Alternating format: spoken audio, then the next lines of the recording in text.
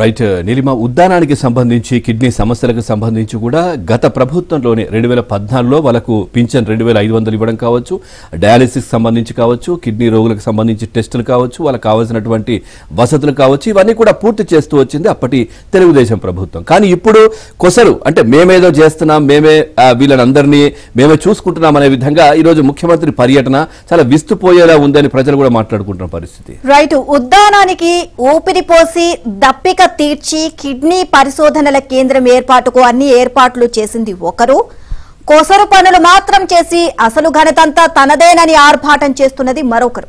దీంతో ఇవాళ శ్రీకాకుళం జిల్లా ఉద్దానం ప్రాంతంలో జరగనున్న సీఎం జగన్ పర్యటన చర్చనీయాంశంగా మారింది. కంచిలి మండలం మకరాపురంలో ఉద్దానం తాగునీటి ప్రాజెక్ట్, పలాసలో కిడ్నీ పరిశోధనా కేంద్రాన్ని ఆయన ప్రారంభించనున్నారు.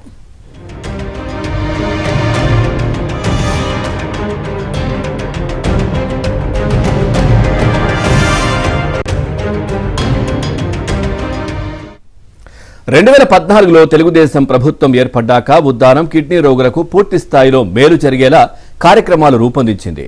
పలాస, ఇచ్చాపురం, పాలకొండ ప్రాంతాల్లో 5 డయాలసిస్ సెంటర్లను అప్పట్లో ఏర్పాటు చేశారు. 1,27,000 మందికి సీరం క్రియేటివ్, బ్లడ్ యూరియా పరీక్షలు నిర్వహించారు. కిడ్నీ రోగులు డయాలసిస్ కోసం ₹1,000 నెలకు ఖర్చు చేస్తున్నారని, అదనపు భారం అవుతోందని అప్పటి టీడీపీ ప్రభుత్వం దృష్టికి వచ్చింది. వెంటనే స్పందించి సీకేడీ రోగులకు తొలిసారిగా 2,500 పింఛన్ను అప్పటి ముఖ్యమంత్రి చంద్రబాబు మంజూరు చేశారు.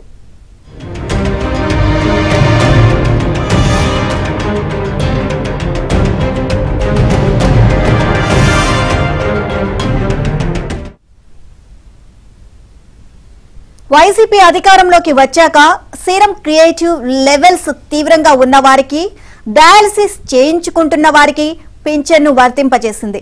ఇక 1900 కోట్ల వ్యయంతో ఉద్దానం ప్రాంతానికి సురక్షితమైన తాగునీటిని అందించేందుకు అప్పటి చంద్రబాబు సర్కార్ శ్రీకారం చుట్టింది. తొలి విడతగా 468 కోట్లు ఖర్చు చేసింది. ఇంతలో ప్రభుత్వం మారింది.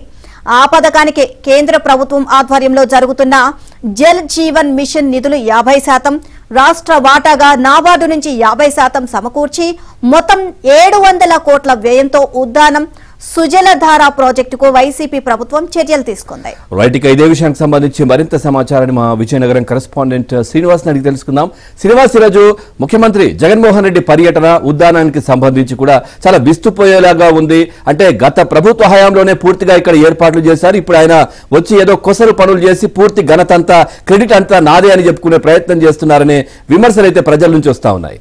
అప్డేట్స్ ఏంటి? పవన్, పని ఒకరిది, ప్రచారం మరొకరిది అన్న విధంగా తయారైంది. కిడ్నీ రీసెర్చ్ సెంటర్ గాని, అదేవిధంగా సుజల స్రవంతి పథకంకి సంబంధించి గాని, ఈ 2 పథకాలకు సంబంధించి పూర్తి స్థాయిలో మీరు చెప్పినట్లు కార్యక్రమ రూపకల్పన, దానికి నాంది ప్రస్తావన, నిధులు సమకూర్చే వ్యవహారం అంతా కూడా తెలుగుదేశం పార్టీ గతంలో ఏర్పాటు చేసింది. అయితే మిగిలినటువంటి అరకొరమైనటువంటి కొన్ని పనులు పూర్తి చేసినటువంటి వైసీపీ సర్కార్ ఈ రోజు ప్రచారానికి పెద్ద ఎత్తున రానున్న ఎన్నికలను దృష్టిలో పెట్టుకొని ఆ శంకుస్థాపనలకి, ప్రారంభోత్సవాలకి తెరతీయడం జరిగింది అనేటటువంటి విషయాన్ని ఉద్దానం ప్రాంతం ప్రజలు, అదేవిధంగా శ్రీకాకుళం జిల్లాకు సంబంధించినటువంటి ప్రజలందరూ కూడా గ్రహిస్తున్నారు అనేటటువంటిది నమ్మదగినటువంటి వాస్తవం. ఎందుకోసం అంటే ఇప్పటికీ ముఖ్యమంత్రిగా పదవి బాధ్యతలు చేపట్టినటువంటి జగన్మోహన్ రెడ్డి 4.5 ఏళ్లలో 3 సార్లు వచ్చారు. అయితే 3 సార్లు కూడా అన్ని హామీలకి, శంకుస్థాపనలకే తన కార్యక్రమాలన్నీ కూడా కనిపించాయి తప్పించి ఇక్కడ ఈ ప్రాంత ప్రజలకు ఏ విధంగా ఒరిగేది ఏమీ కూడా లేదనేటటువంటి మాట అయితే మాత్రం చాలా స్పష్టంగా వినిపిస్తుంది. ఎందుకోసం అంటే ఇక్కడ ఈరోజు పలాసలో ప్రారంభం కానున్నటువంటి ఆ కిడ్నీ రీసెర్చ్ సెంటర్ కావచ్చు, కంచిలి మండలం మకరాంపురంలో ఒక దగ్గర ఉండేటటువంటి వైఎస్ఆర్ సుజలధార ఆ ఉద్దానం ప్రాజెక్టు కావచ్చు, ఈ 2 ప్రాజెక్టులు కూడా పూర్తి స్థాయిలో అప్పటి తెలుగుదేశం ప్రభుత్వంలో హయాంలోనే వీటికి సంబంధించినటువంటి రూపకల్పన జరిగింది. జలజీవన మిషన్ ఇంటింటికి కుళాయిల ఏర్పాటు ఇంకా కాలేదు. అలాగే అనేక చోట్ల పంపు నిర్మాణ పనులు కూడా కాలేదు. అయితే ఎన్నికల దృష్టిలో పెట్టుకుని వీటికి సుజలధార ప్రాజెక్ట్ ని ఇప్పుడు ప్రారంభానికి జగన్మోహన్ రెడ్డి ఈ రోజు వస్తున్నారు.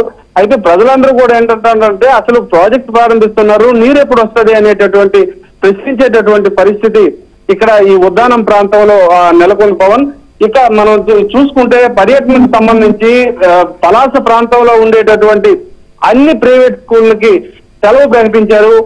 పూర్తి స్థాయిలో పలాస పరిసర ప్రాంతాలన్నీ కూడా బారికేడ్లతో ఏర్పాటు చేసి అక్కడ వస్తున్నటువంటి ప్రజలకి చాలా తీవ్రమైనటువంటి ఇబ్బందులు నిలర్పించి గురి చేయడం జరిగింది.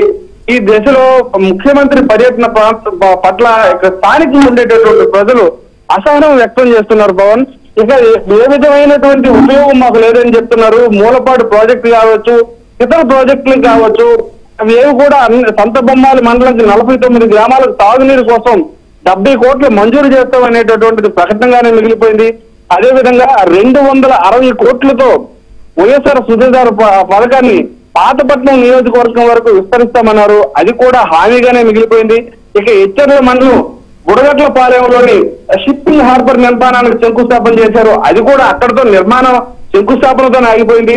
శ్రీకాకుళంలోని కోడ్రామూర్తి స్టేడియం నిర్మాణం కోసం 50 కోట్లు నిధులు విడుదల చేస్తామని 2 నెలల క్రితం జీవో జారీ చేశారు. ఇప్పటికి 50 రూపాయలు కూడా ఈ జిల్లాకి నిధులు చేరలేదు.